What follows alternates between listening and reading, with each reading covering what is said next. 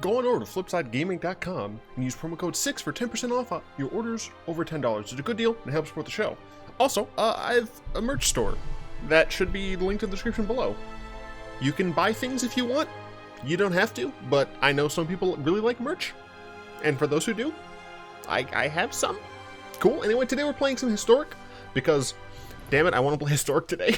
I really don't want to play Standard. So we're playing Mardu enchantments in Historic. Several reasons for that. The main one being, I get a better land base. For what it's worth, we also have access to Eldest Reborn, and I think, honestly, that's, like, kind of it? That and Ixalan's Binding? Yeah. So, you could adapt a version of this into Standard. However, I really like, for one, I really like Eldest Reborn. But two, I really like the ability to have the Clifftop Retreats, the check lands as they were, as opposed to just the temples. So you can replace the check lands with the temples. I would advise running more shock lands than I am right now, just to make sure you can kind of get things going when you need them. But it's not going to be too hard for you to modify this to be Standard. Now we are running a lot of enchantments. Running 28 total enchantments, only 5 creatures. I'm just going to get through it. I'm just going to go through it. We're going to play some games. 2 Aphemia. I initially had this card as a one-of because I didn't think she was very good.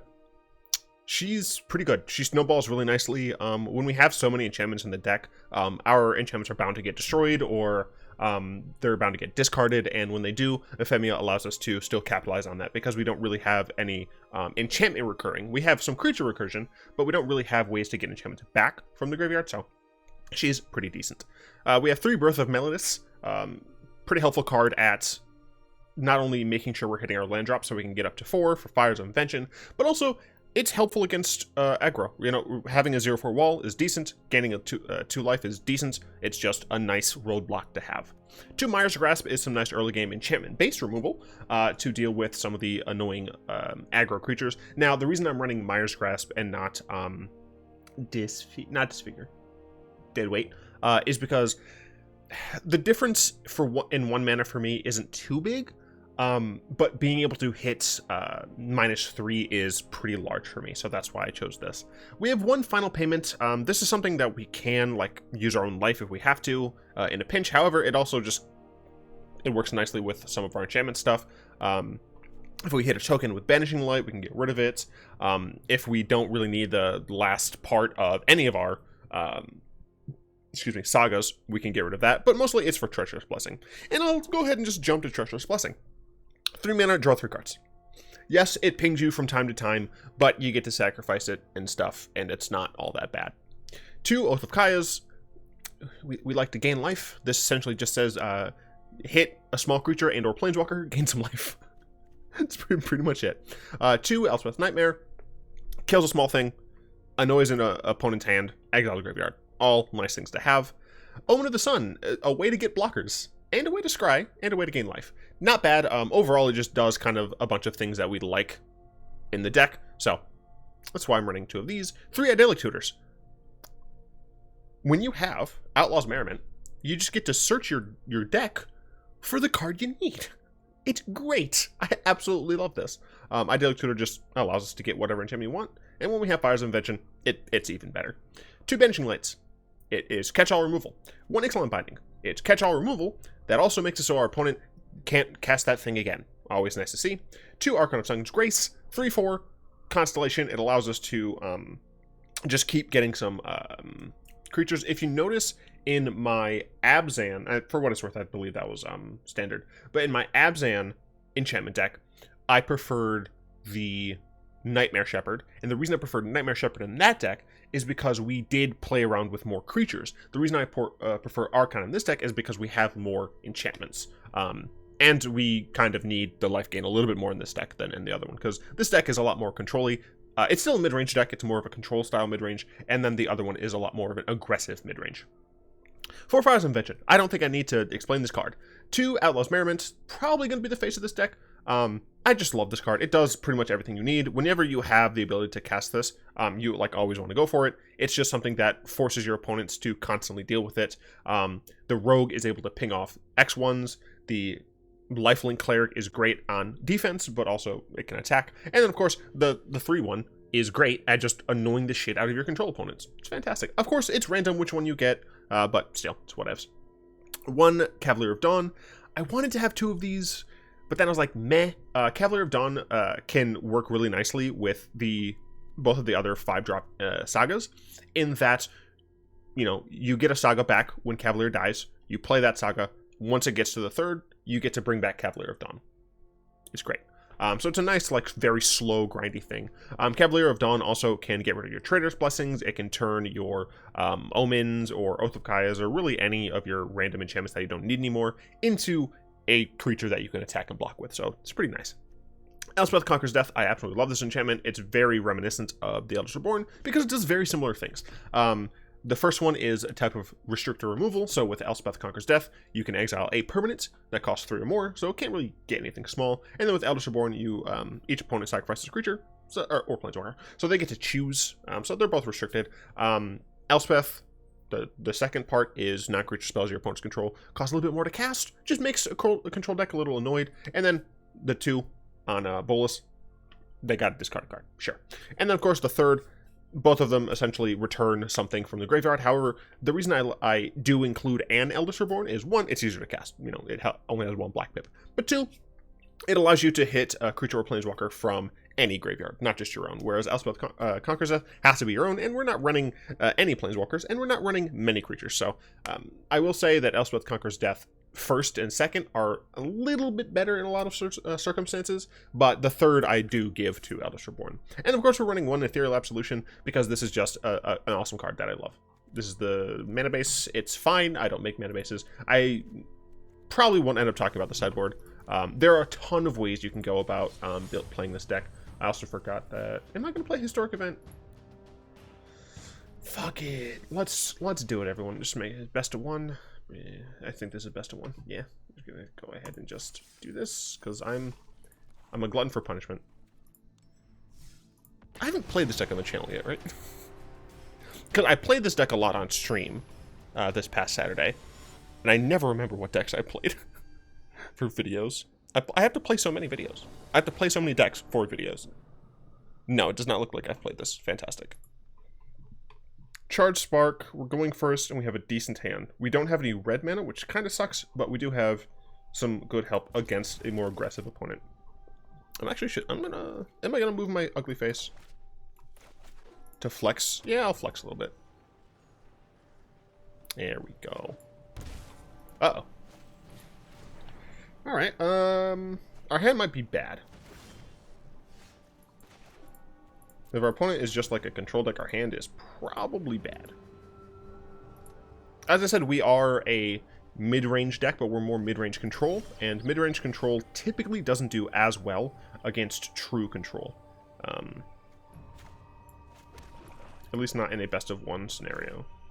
I'm just going to cast this so I can get a peek at their hand. Since I have Miner's Grasp, like, I don't really care if they play a small creature. Okay, Jeskai. So it could be Jeskai Fires. I think they're just reading the card. It could also just be, like Jeskai Drakes or something. I just realized I'm wearing a very boring... Jeskai Counterburn? No, okay. I was about to say. Okay. So next turn they'll play this. And I won't be able to kill it with, like, anything.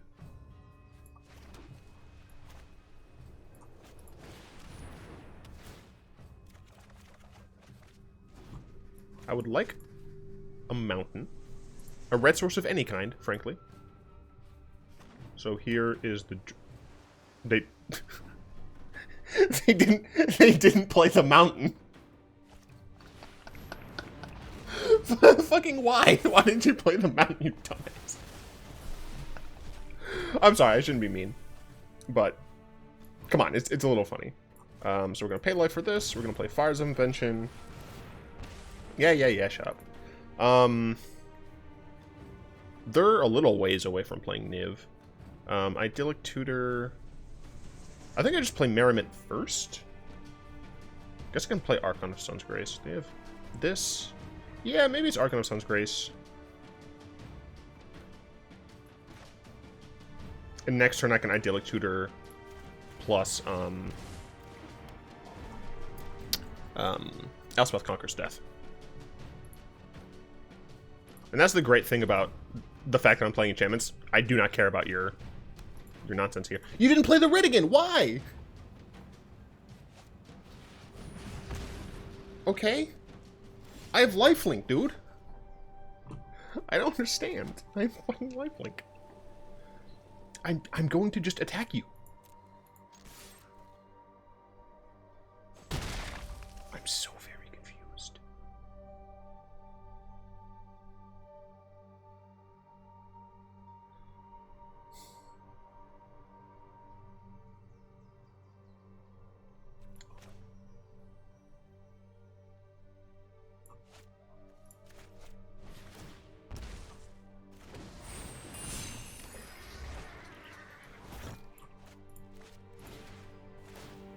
Yeah. I'm losing a bit of life. It's fine.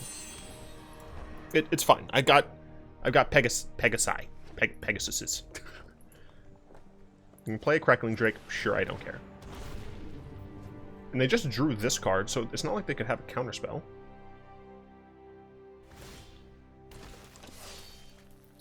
I think I just Idyllic Tutor for Conquers.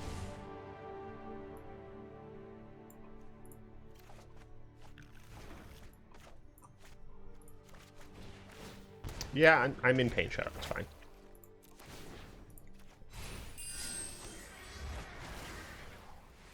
And I just smork and gain a fuckload of life.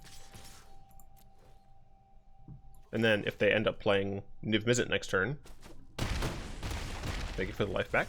If they just end up playing Niv Mizzet next turn, I can just double Oath of Kai it. I am what I like to call not concerned.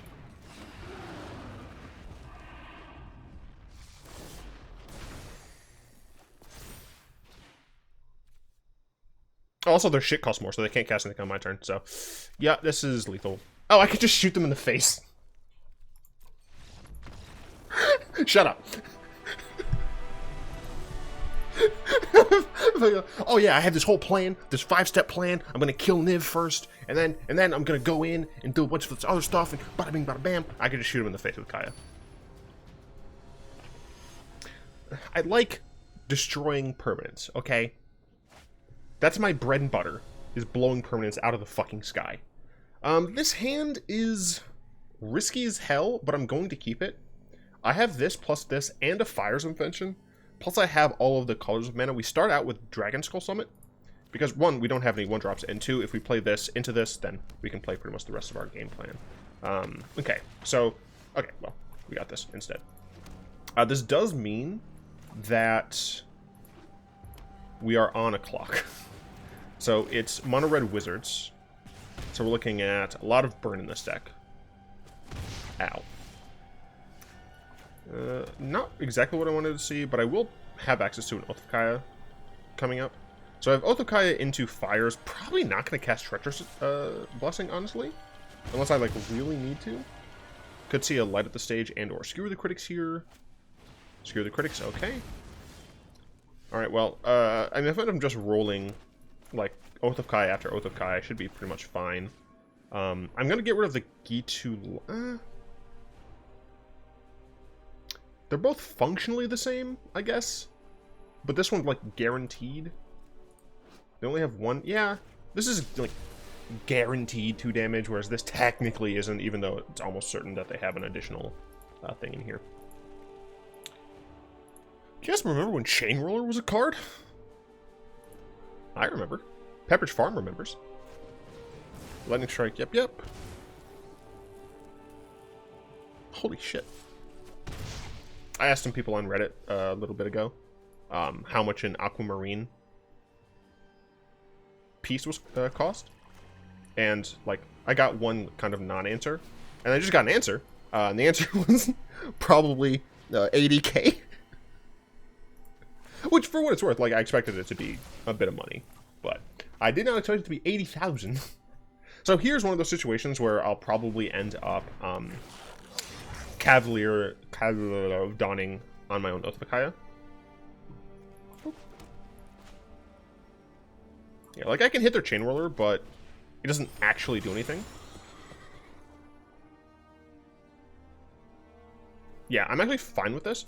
And even if they end up using removal, I have to do this now for what it's worth, because I can't cast things other than on my turn. So, even if they end up having instant speed like removal for my Cavalier, I still get Oath of Kaya back, and then I can use that to kill my opponent's Chain Whirler. So I'm not too upset about this. Another Chain Whirler is annoying, but it does mean I can block at least with my Cavalier, so they can't really do much. They just pass, and I activate this. So I get to Scry, I have Treacherous Blessing. I don't want either of those. If I have to use Treacherous Blessing, I will. I just don't want to have to, and I don't. Boop. Goodbye. I can even start getting on the offensive. I could play Treacherous Blessing.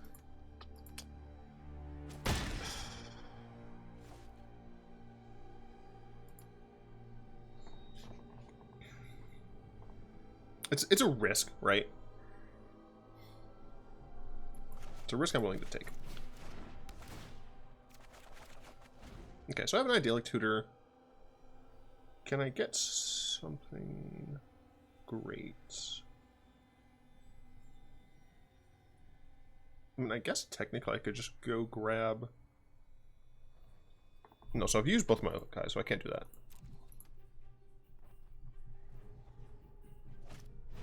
Oh.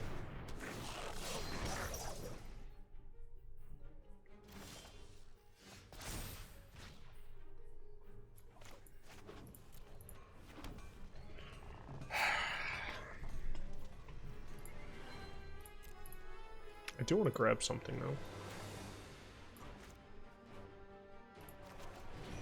Yes, it's going to hurt. Blah blah blah. So I'm going to give a mini rant here. The fact that I can't choose my own stuff really pisses me off.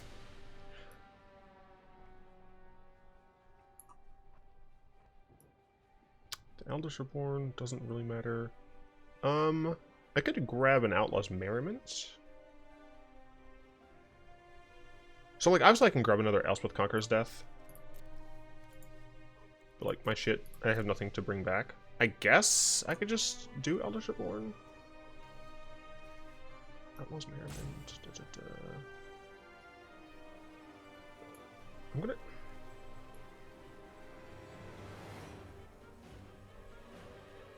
gonna do Outlaws Merriment. And the reason I'm doing this is because I can start gaining some life back. Because I'm at 9, you know, I'm not safe. Luckily my opponent's stuff costs more. Okay, painful. This is sorcery, right? Yeah. Okay. I need to gain life.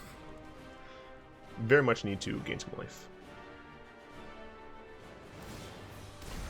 Thank you very much. Oh, Final Payment. I love you. And what's great about Final Payment is that it's, well...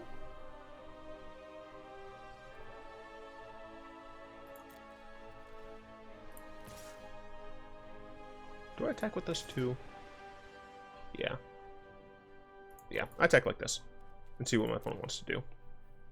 Because they should technically just single block. Ooh, baby. I was waiting for it. They technically should have just single blocked my my cleric. But I have a Final Payment. That's an additional cost. Because it's as an additional cost, the spell isn't cast. It's not done being cast for Treacherous Blessing until after it's gone. Sacrifice a creature enchantments. I will target one of you. I will sack this. And I will make my opponent sad.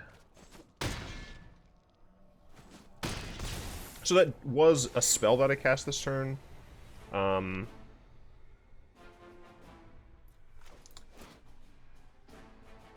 trying to figure out, do I want something...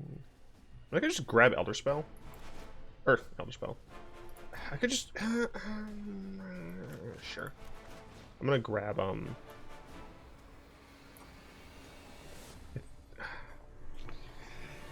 Ethereal Absolution is great because it does, like, just turn off a lot of my opponent's deck. But I think I just want more life. And more life, technically, I think is best doled out via another Outlaws Merriment. So I'm just going to grab that. I mean, we're still not out of the woods. We're at 7. Firebrand, don't care. Kill. You hit me. Okay. That led up the stage? Led up the stage? Okay. Okay. I'm still alive. I really feel like you should have killed my cleric. Banishing Light.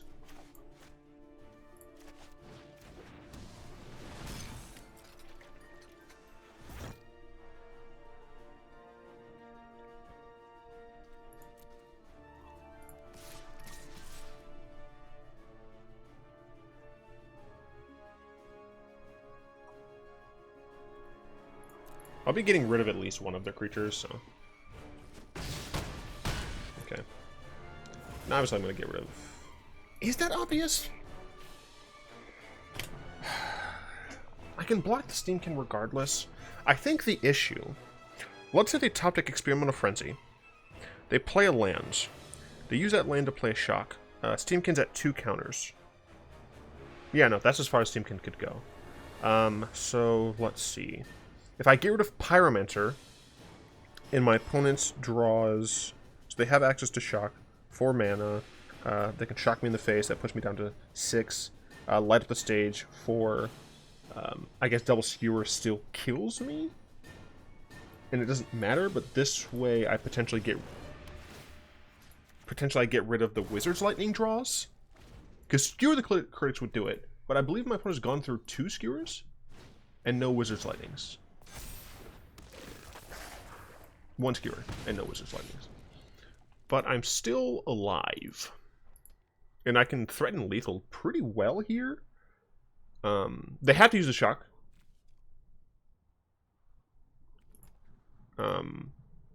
They have to kill my 3/1.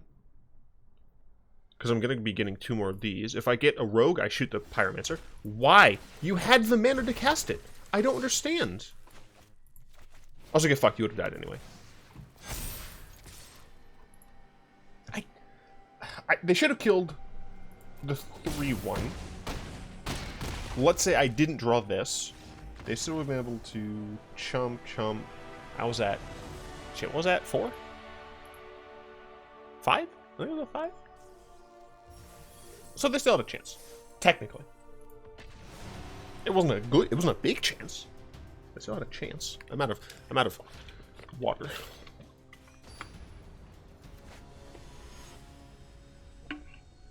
Cujo. My man's got fangs, apparently. We're going first, which is nice. We have the Blessing, which is nice, and we have double Banishing Light. No red, but also no red cards, so I think it's okay. I'm not in love with it. Temple of Scrylance. Okay.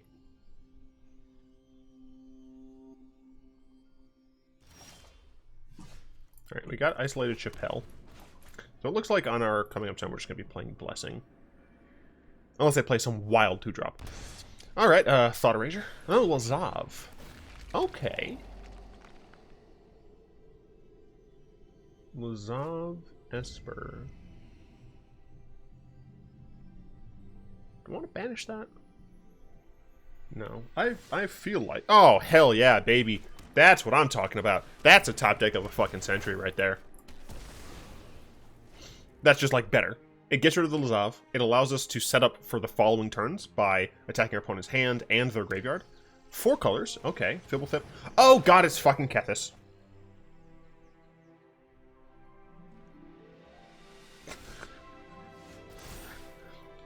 You dirty son of a bitch. Oh, man, it's fucking Kethis. Okay.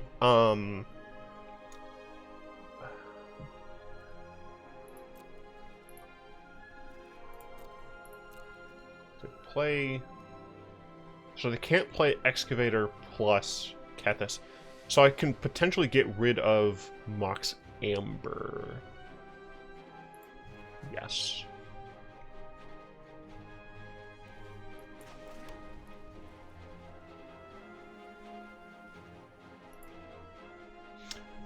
I think I'm a Treacherous Blessing, because I don't lose this game via... Yeah, I don't lose this game via damage. I lose this game via mill. We don't have red, so I can't actually use my Fires of Invention. But that should be okay, because I will be able to final payments on something and Banishing Light something else. Most of my opponent even plays Kethis this turn. They might just play Diligent Excavator. They played nothing. Okay. You see, that's not exactly what I expected to occur. And I'll take, like, a damage on something. But I can play both these shits at instant speed, so I'm just going to do this and pass. And next turn I can just play Ethereal Absolution. It doesn't stop anything but Fablethip, but still, them not being able to, like, redraw off of Fablethips is pretty helpful. I'm pretty sure Emery is a 1-2, so I don't think Ethereal Absolution, like, deals with anything on Fablethip. You're gonna bounce my Treacherous Blessing? I can no longer stand by and watch. Fuck! Oh, god damn it! No, I am not making this up as I go. Yes, I understand what I did now. I'm not very smart. It's fine. I'm just not a smart man. I meant to. Omen of the Sun at instant speed, but I did not do that because I am not smart. Don't worry, I got this. So I'm probably going to Banishing Light, Teffers. Yeah. If he plays a Kethis, I'll Banishing Light that. Okay, are you going to bounce my Absolution? You'll thank me later. Yeah, bounces the Absolution, which I'm fine with. Yeah, that's fine. I do believe the correct answer is just play the Absolution back down. And the reason for this is Absolution allows me to exile the shit from their graveyard, which I totally forgot about until just now. I was like, why would you bounce my Absolution? I was like, oh, right, because Absolution has an ability on it. Oh, I've done. So my opponent is waiting until they can kind of like instant speed do shit, but at this point, I can just like now eat stuff alive. Do I have Banishing Lights? I can only eat one thing, or yeah, one thing. But that should be sufficient. So I think I do just Banishing Light on Teffers. I will say I would like a red source just so I can get a Fires down, so it's a little bit easier for me to cast cards and activate Absolution. But this is fine. So if they cast Kethis, so they're probably going to be casting Diligent Excavator first, so that they can get the trigger on it. They cast Kethis first. Really? That's fine.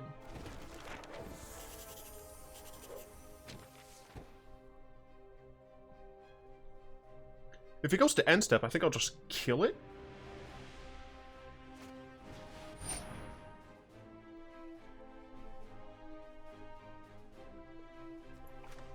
Shit.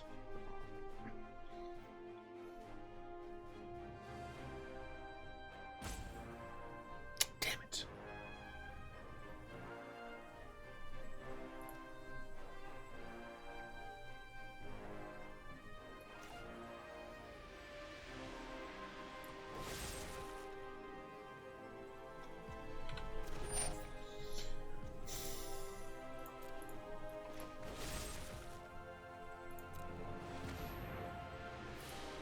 It doesn't matter what I sack. This isn't a fight you can win. I guess it exiles, but as I said, I don't have a way to get stuff back anyway, so.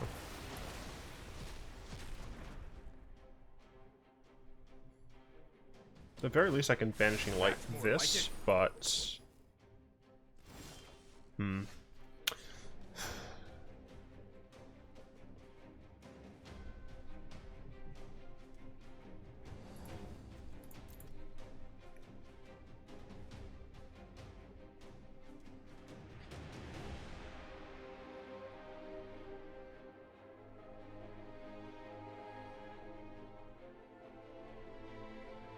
I don't have 3 turns. I'm pretty sure my opponent can just go off this turn. I don't have an instant speed way to kill him. I think I get Elspeth Conquers Death. And the reason I think I get that...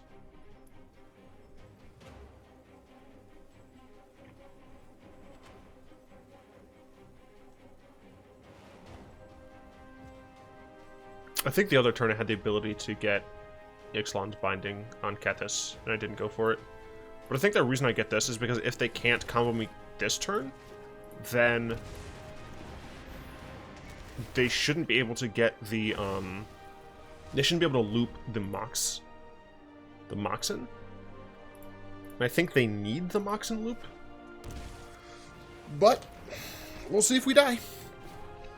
We'll see if we just die here. Okay, so that was good for me. They didn't get a hit. They will probably grab Teferi back. Okay, Lazav. Putting Uro. Double Uro in. Interesting.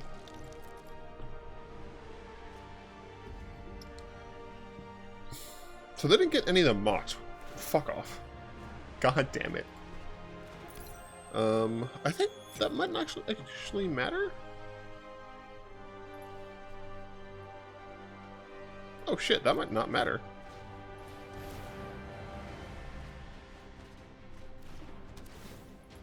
Cool?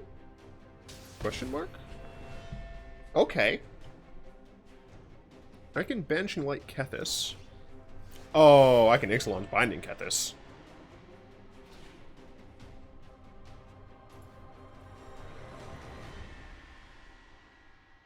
But then they just have Uro, which is not nice. So I'm probably just going to die to them. I do need to get rid of Lazav. I have nothing in here that I can get back. I guess it's... no. Yeah.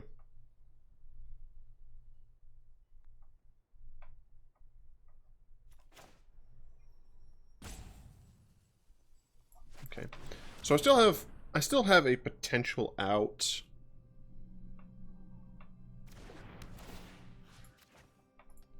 Damn. This deck is not the easiest to beat.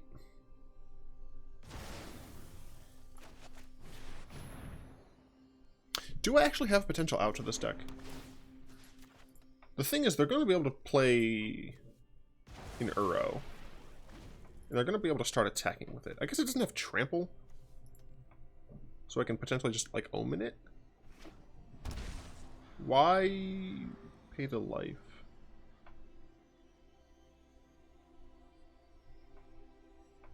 Unless they're going to double cast because they forgot it's a legend? I mean, if they do that, I'm fine with it. It's just kind of weird if they do.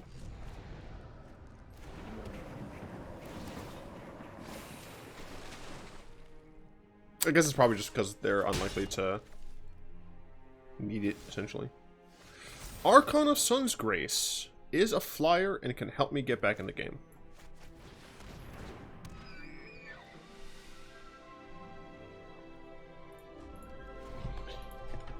I'm fading like all of the other Teferis. I have to fade a lot. And I can just get milled by Excavator.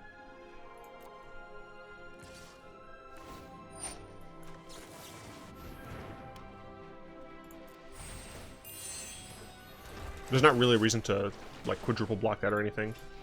Because it's not a trample. I essentially just need to kill them in the air before they can do anything. The issue is that not gonna be easy. Lazav, fuck off. There's a Kethis in there. Awesome. Okay. Is there another Mox Amber in here? Not yet.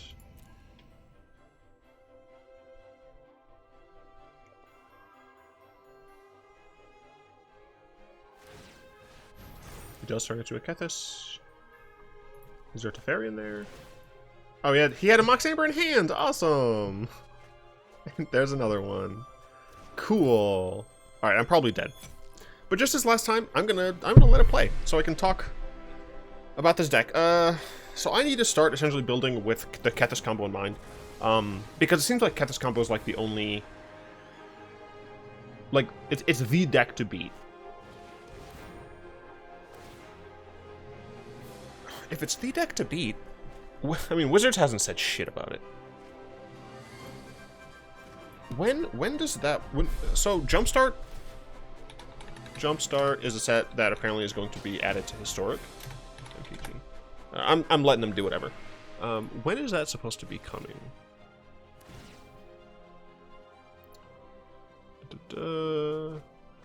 July 3rd.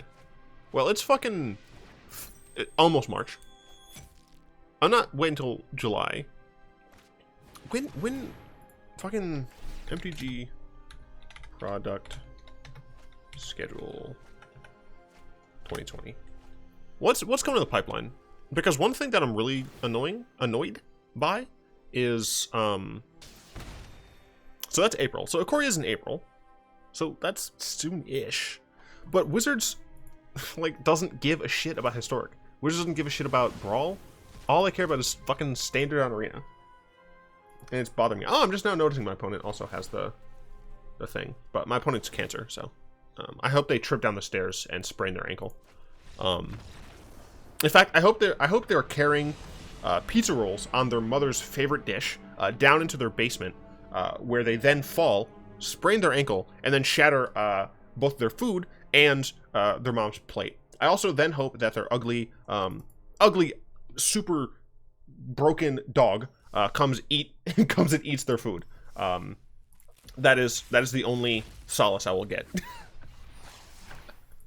I'm being a little bitchy, but I want to. So Kethis Kombo, I guess, is something that you're forced to have in mind. So honestly, the thing is they have Urza's Ruinous Blast. If you can click off the video at this point if you want. So like we have access. Did I put that in here? I did. Leyline of the Void. So Leyline of the Void is something that you could potentially play, and since you have access to Idyllic Tutor, you don't even have to devote that many slots to it. Let's see. Dreams. No, none of that stuff seems to help. So I'm going to look for legend. Apparently, legendary is not a tag that I can do, which is a little strange. Legendary.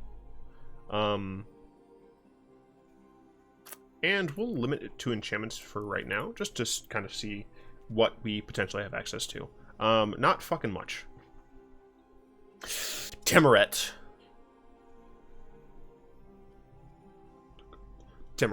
So, if you're planning on playing this deck, I would say you probably are going to want more than one Temoret. Is there anything else? This exiles a creature in play.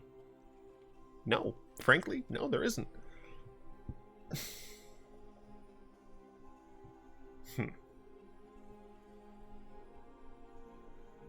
I think Temoret.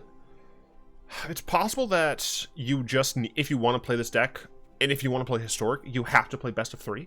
And if you're playing Best of 3, frankly speaking, Kethis Kombo is so ubiquitous that, and this deck is fine against most decks. You know, if you play it properly, you should be okay. So honestly, 3 Temoret and 2 Leyline of the Void in the sideboard is my guess. Then of course you can have more tailored enchantments for the types of decks you're running up against. So, you know, if you're going up against more aggressive decks, you can put in some dead weight. Actually, you know what? I'm gonna end the video, but I'm actually going to modify this deck list so that the sideboard shown is going to be what I would say should be an actual sideboard, at least based on the knowledge I have of Historic so far. That way, if you want to play this deck, and I really like this deck, and I think you should totally play it, then you'll get a little bit better of an understanding of what you're going to need to actually use. And it should just be a starting point. Obviously, I've not played as much Historic as I would like, because, frankly, the Historic videos don't get as much views. But you may have more experience, and if you do, obviously, change the deck, change the sideboard as you find necessary. I'd like to thank my lovely patrons. I changed the patron screen because I added Wombat Ferrari. And I fucking forgot. I had to check to make sure, like, Both of them worked. Apparently, I didn't undo the Legend of Runeterra one. I'd like to thank my lovely patrons, especially Zen, for their continued support. If you'd like to join them in supporting the show, you'll find that links to that in the description below. I knew when I hit record I was gonna fuck something up. Oh goodness. Anyway, I hope you've enjoyed this video. If you did, go and tap that like button, add a subscription to our mana pool, cast a comment in the comment section down below, pass the turn and the vid to some of your friends, and of course, until next time, all will be one.